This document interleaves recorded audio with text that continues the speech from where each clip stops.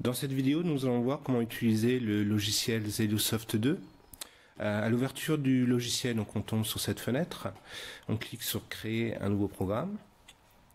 Cette fenêtre s'ouvre, on va pouvoir choisir le module.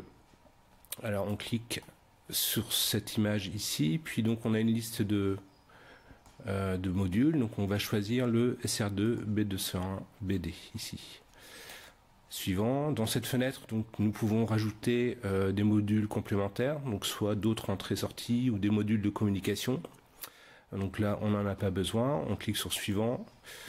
Voilà, donc vous avez cette nouvelle fenêtre qui s'ouvre avec un petit récapitulatif et puis important donc le choix du langage. Donc par défaut, si vous cliquez sur suivant, vous serez en ladder, donc en langage à contact. Et si vous voulez, vous pouvez choisir également le langage FBD qu'on verra dans une autre vidéo. Donc je prends ladder, je fais suivant. Donc nous avons sur cette fenêtre la fenêtre de programmation.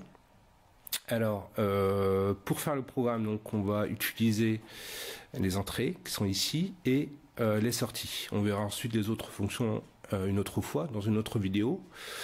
Donc voilà, on va avoir tout simplement faire un petit programme donc en utilisant une entrée et une sortie. Voilà, donc vous voyez, vous avez un petit code couleur également ici. Alors tout ce qui est en jaune ici, contact, ce sont justement des entrées, et tout ce qui est en bleu, ce sont les sorties. Donc vous voyez ici, si je mets Q1 ici, je ne vais pas pouvoir le mettre dans les bobines, forcément je dois le mettre dans les contacts. Donc, je l'enlève, et ici, donc on voit que c'est seulement en jaune, donc c'est que des entrées. Alors si je veux par exemple alimenter ma bobine Q1 par mon entrée I1, donc j'ai le choix entre 4 types de bobines. On va prendre la première. Donc vous avez une fenêtre qui s'ouvre, une petite bulle donc qui indique que c'est actif sur état, donc comme un contacteur. Ça fonctionne comme un contacteur. Voilà, donc je le glisse ici, je complète en cliquant sur les pointillés, je complète le schéma, le programme, et donc je vais pouvoir tout de suite essayer et voir comment ça fonctionne en cliquant sur simulation. Je clique sur Run. Et donc en fermant le contact, voilà, j'ai ma sortie qui s'allume. Je peux également voir ici que mon ampoule, ma sortie Q1, est bien allumée. Voilà, donc c'est fonctionnement comme un contacteur. Il n'y a pas de mémoire.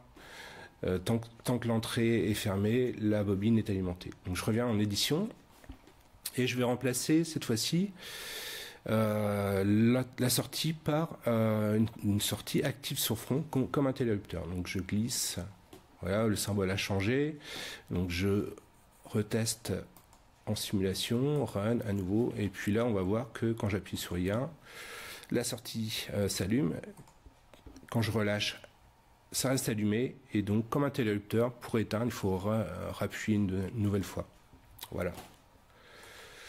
Autre type de sortie, la dernière, donc ce sont deux bobines, donc une bobine 7 et une bobine reset. On va voir comment ça marche. Donc je vais cliquer, je vais amener la bobine 7 ici, et je vais tout de suite faire une deuxième ligne avec une bobine reset ici, avec un autre contact que je vais appeler I2. Voilà. On resimule le fonctionnement. Donc cette fois-ci, quand j'appuie sur I1, ma sortie Q1 passe à 1. Quand je relâche, on voit que Q1 reste à 1. Si je rappuie une bonne fois, ça ne change rien, ça reste à 1, ça n'éteint pas comme le téléopteur. Pour éteindre, il faut alimenter la bobine RQ1 par l'intermédiaire du contact I2. Voilà. Donc voilà les différents types de sorties et qu'on peut utiliser en langage à contact sur Zelosoft.